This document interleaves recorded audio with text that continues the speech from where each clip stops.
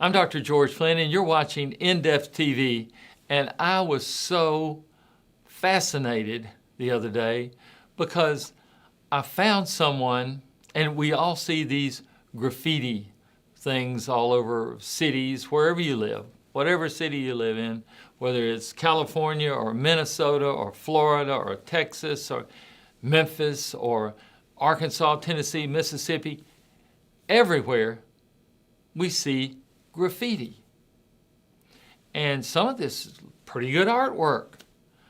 But I see it on, train, box cars. I see it on bridges. I see it on anywhere there's a wall, you can find graffiti. And I've seen it on the side of buildings, and you've seen it too. And it's obviously done with spray paint, and you see it on buildings and really high. I don't know how they get up there to do it. But the artwork is not bad, some of it. But what I've seen is graffiti. And I finally found someone and actually, quote, caught someone in the act of doing graffiti. And I wouldn't, far from me to go up and try to stop some big guy doing graffiti. And I went up and I said, what is it you do? Why do you do graffiti? Why do you do this?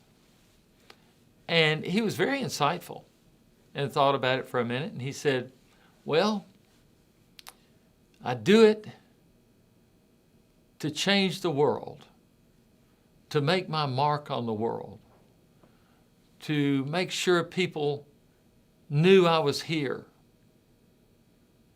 And I thought about it, and I thought, well, don't we do a lot of the same thing?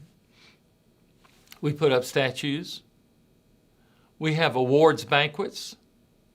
We have a significant amount of, effort to show people that they're appreciated. Now, I'm going to give you some rules, not rules, but some ideas of things that you could do. And you'll listen to them. You'll say, that's a good idea. That's a great idea. Let's do some of that. Now, the hard part is doing it. Even though it's very easy to do, we get these ideas of things we can do to change the world, and we put it off. I'm as guilty as you are of doing this, putting these things off. And what is it we put off? We put off showing appreciation. Appreciation. And I said it slowly because I want you to take in the term. Appreciation. And that story about the guy doing graffiti, it's like an artist. And he was doing it, and he was making this elaborate painting. He wanted someone to appreciate the work he put in, the fact that he was a human, or she was a human being, and could do this. Now, on the boxcars, that's a traveling billboard, basically. But what I'm talking about is not graffiti. It's about showing appreciation. And a lot of people are not happy. And a lot of it is because they don't feel appreciated. They don't feel significant. And when you don't feel significant, one of the major things, and I've talked to people that have been in the jail, and I was glad I was on one side of the bars and they were on the other side of the bars. Talked to people that have been in prison, incarcerated, and they say, I felt so little. But man, I picked up that weapon, that gun, and I felt tall as a building. I felt like I could do anything because I had that weapon of destruction and I could hurt somebody or kill them just with my finger. Now, I've got to tell you, that is frightening. And so when people feel like they are insignificant, it doesn't matter, why in the world would they want an education? Doesn't matter. Why work for it? Why study? It doesn't matter, because they say, I don't matter. And what I'm trying to say is, you can show people that they matter. And it's not that hard to do. How do we show people that they matter? We have awards dinners like we were talking about. We have appreciations. We have plaques. We have trophies. We have all kind of ways of showing people they're appreciated. Now, one thing I do not particularly, I care for it, but I hate to see it happen because it happens too late. At a funeral, we'll have a celebration of someone's life. Celebrate it now. We don't need to wait till someone dies. Show them that you care. Show them that you appreciate them. Show them that they mean something. The fact that they're on this earth, the fact that they are living and breathing, I don't care if they can do a work that helps you or not. The fact that they are existing, show them that you appreciate them. Now let's see. You can change the world. You can totally change the world with this appreciation. Is it going to be hard for you?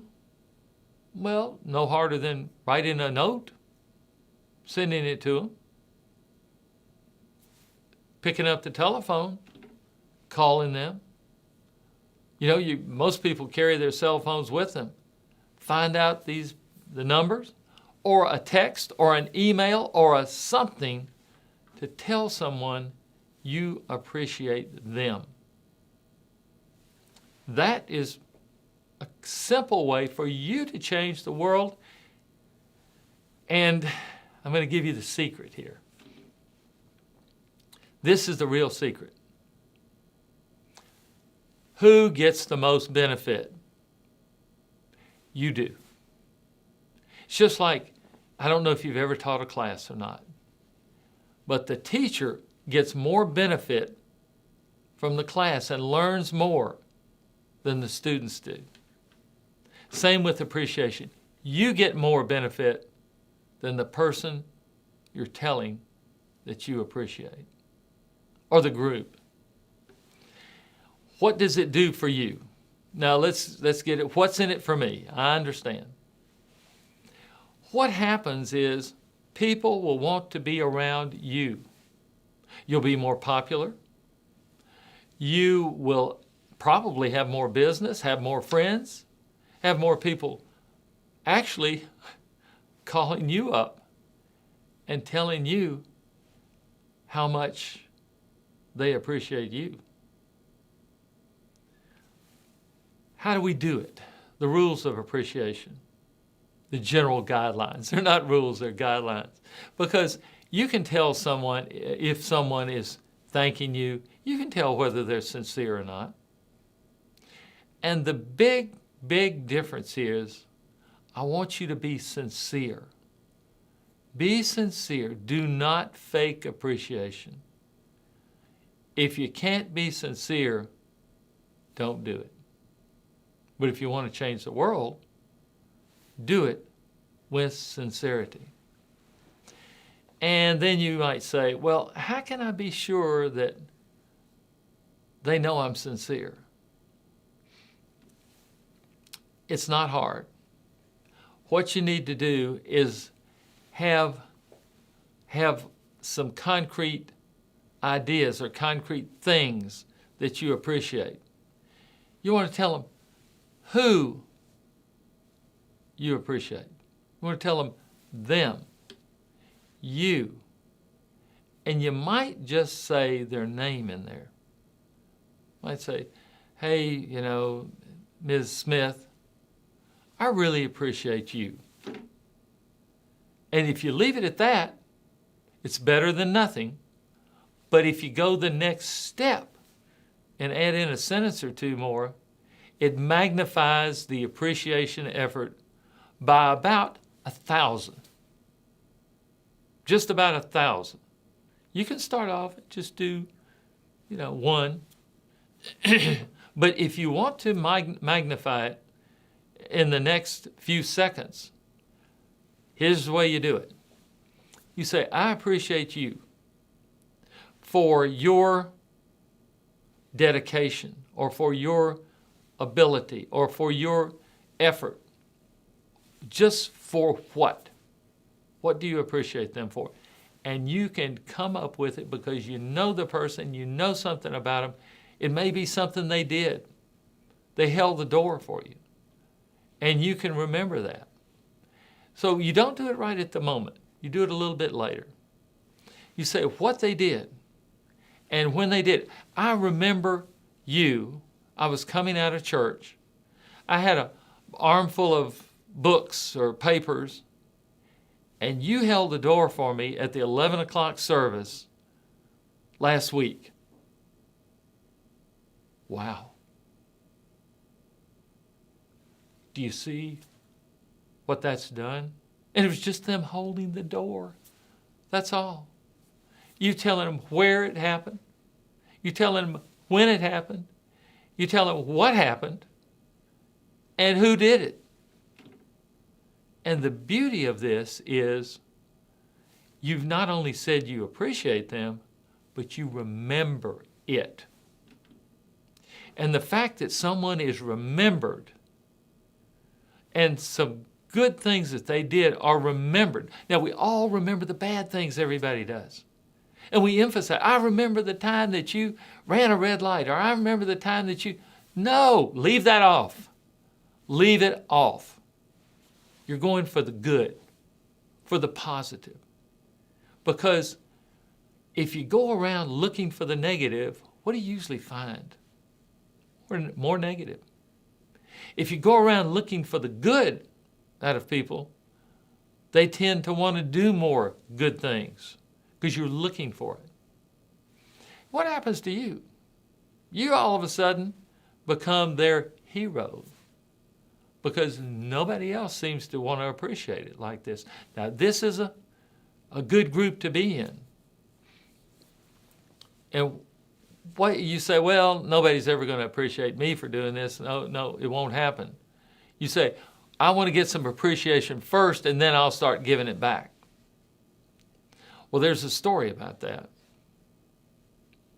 There's a guy that came in from the cold into this house. It was snow was all around it. It was kind of like a log cabin. And the guy was looking at the potbelly stove, and he said, put out some heat first, and then I'm going to put the wood in the stove and start the fire. But I want some heat first. Now, you may be laughing about that story, which I did because it was kind of ridiculous. Put out the heat first, and then I'll put in the wood and light the fire. Well, aren't we not being that ridiculous when we say, give me some appreciation first, and then I'll put some out? No.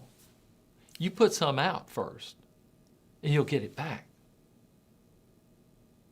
It may not be from the same place you put it out even, but you keep putting it out there, and it is guaranteed that you will get it back. And we all want to be appreciated. So I'm telling you, as soon as this program's over in a few seconds, you call up somebody, you write a note, you tell them how much you appreciate them. I'm Dr. George Flynn. I appreciate you being here, and I look forward to seeing you next time.